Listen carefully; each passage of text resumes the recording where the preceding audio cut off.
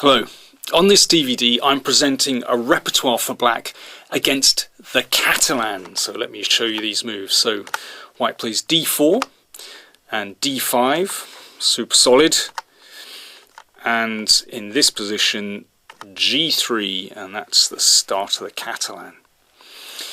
So on this introduction I'm going to give you a quick overview of the lines that I'm going to recommend, but first of all I'd like to give you a bit of a background story. As a junior player I played openings such as the King's Indian, the Benoni, the Grunfeld. I was a dedicated follower of Fischer, and I therefore played with a fianchetto.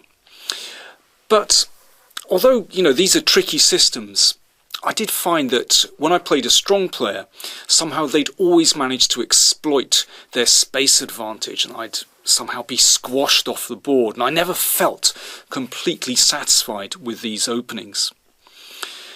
Around in 1985 I was due to play my first tournament in the Soviet Union, and frankly I found that a terrifying prospect, and I just thought, well, before I go there I've just got to sort out a decent opening against 1d4.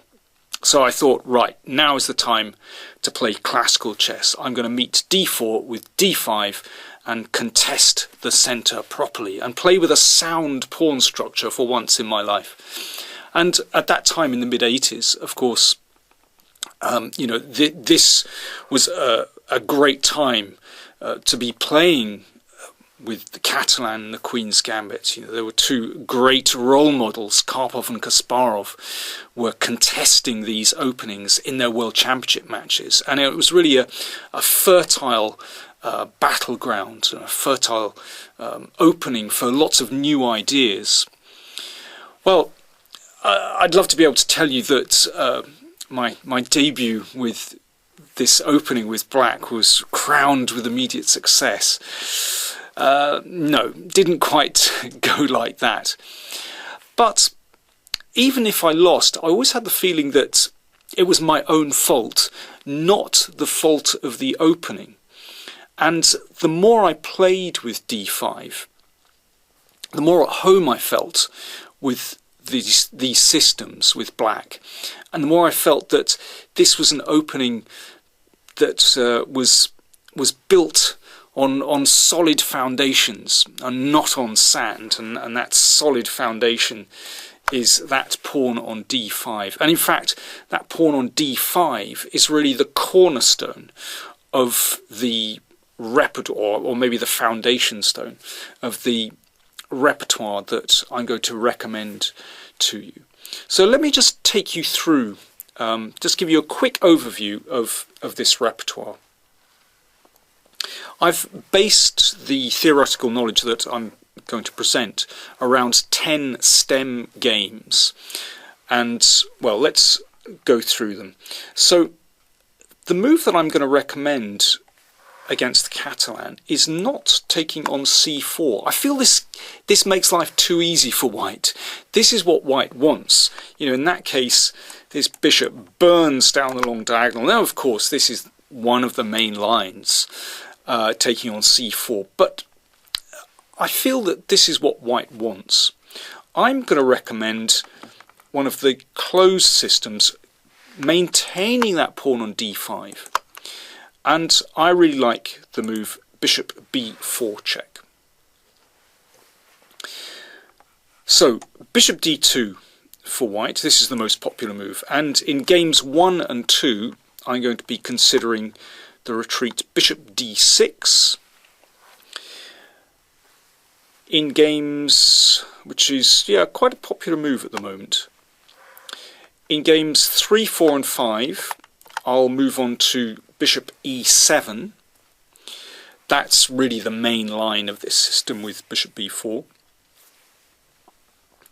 Then going back a few moves, after the check, of course, white can interpose in different ways.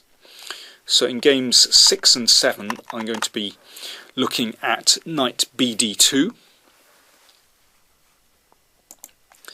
And in game 8, I'll look at knight c3, a tricky move, but probably not particularly good for white, actually. And then in games 9 and 10, I'm going to look at variations where white tries to move order black. Because what I want to do is present this system as a kind of universal system. Not just you can play it against d4, but you can also play it against c4 and also against knight f3, also a reti. So, for example, after knight f3, d5, and we play our Catalan moves. Now, of course, if white plays d4, then we go back into bishop b4 check, and that's our main line.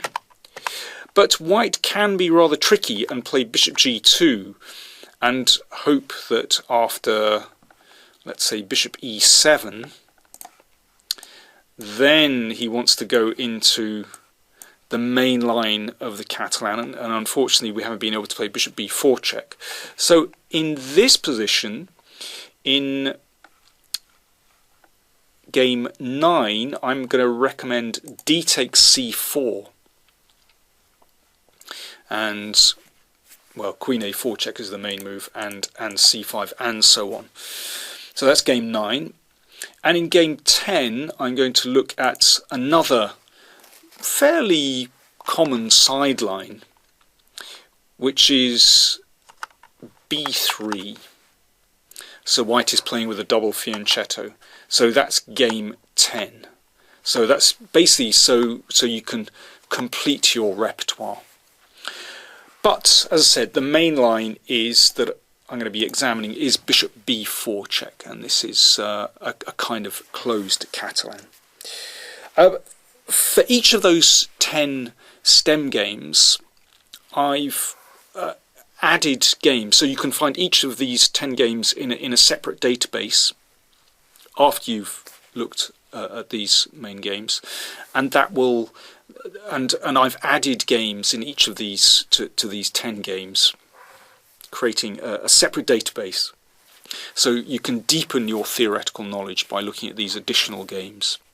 But first of all, I would recommend just looking at the 10 stem games. And from time to time during these 10 games, I'll be throwing questions at you.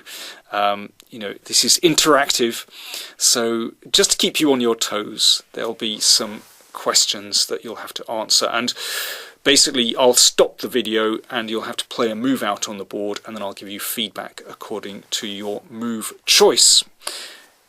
It'll all become clear during the videos. So there we are. Yes, I should just say that this DVD is an accompanying DVD to one I recorded earlier on the Queen's Gambit Decline, because of course, if you play d4, d5, you have to be prepared to go into a Queen's Gambit Declined. For example, white doesn't have to play the Catalan. So if you're interested in that, then do check out my other DVD on the Queen's Gambit Declined. Okay, lots of information there. I hope things will become clearer. So I'd invite you to head for game 1, where I'll be taking you through the first of my repertoire recommendations.